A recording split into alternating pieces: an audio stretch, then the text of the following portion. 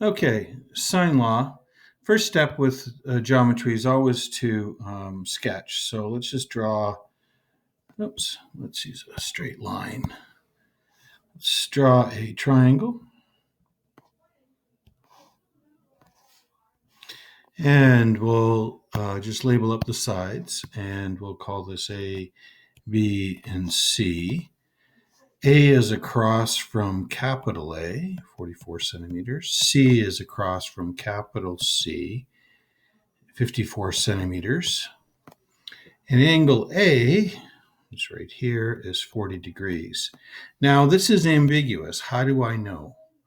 Well, it could be impossible, but I know it's ambiguous, and this is how I know.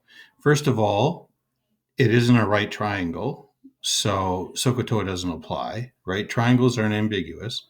I have side, side, angle, and the side across from the angle is shorter than the adjacent side. So 44 centimeters is less than 54. I'm not worried whether it's possible or it exists. There's a way to tell when I go to solve it. So right now, I'm pretty sure this is ambiguous. And of course, this is an example of how to do ambiguous, so that's a pretty good hint as well. Let's go ahead and solve.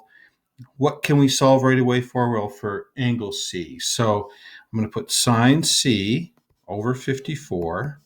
There's what I'm trying to find. I always write that down first. The opposite side is 54.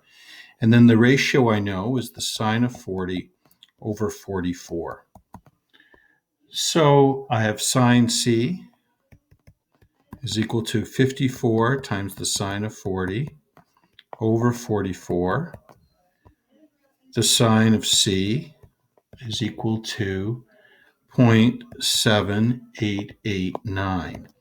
Now, if the triangle didn't exist, notice how I'm dividing out by the 44. If that was a lot smaller, let's say like 4 instead of 44, the triangle would be impossible. And this ratio right here would be bigger than 1. And trig ratios always have to be less than 1, right? The hypotenuse is always longer than the opposite side for sine. So right now I get one answer. Your calculator will always give you an acute angle here, and it gives me 52 degrees. So now it's ambiguous because 44 is less than 54, and it exists because sine C was smaller than 1. So I have the acute case and I have the obtuse case. Okay, the two versions of this. For the acute, I'm going to go angle C is 52. Okay, for the obtuse, what's the other option? Well, it'll be the supplement to this. So angle C is the supplementary angle. So 180 minus 52, which is 128 degrees. So those are my two cases, my two possibilities for angle C. Now, to finish up the question, which is to solve these triangles, I need to find all the other pieces of information. There's one part of the triangle. Angle B, well, some of the angles of a triangle theorem. Angle B would be 88 degrees. And now I need to get side length B.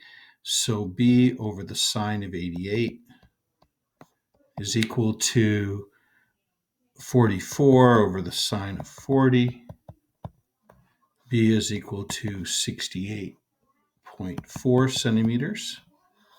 So angle B, there's my, there. Now I've got all 6 measures, all 3 side lengths, and all 3 angles for this triangle.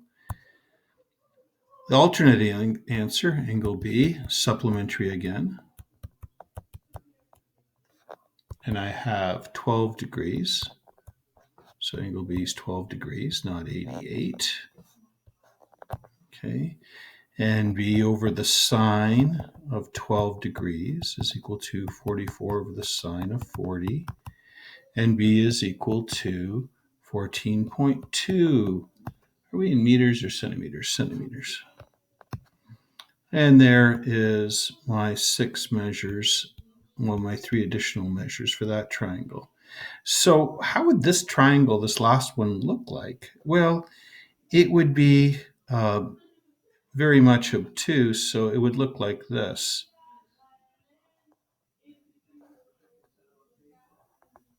With 40, the 54, the 44, and the 14.2. That's sort of the idea. Well, that's it. So you can see that what you do is you go ahead and use sine law like you normally would. You just have to recognize that it's ambiguous because the side-side angle on the opposite side is shorter than the adjacent side. And then you have to break it down and work through with two cases. You get the second case by taking the supplementary angle. And that's it.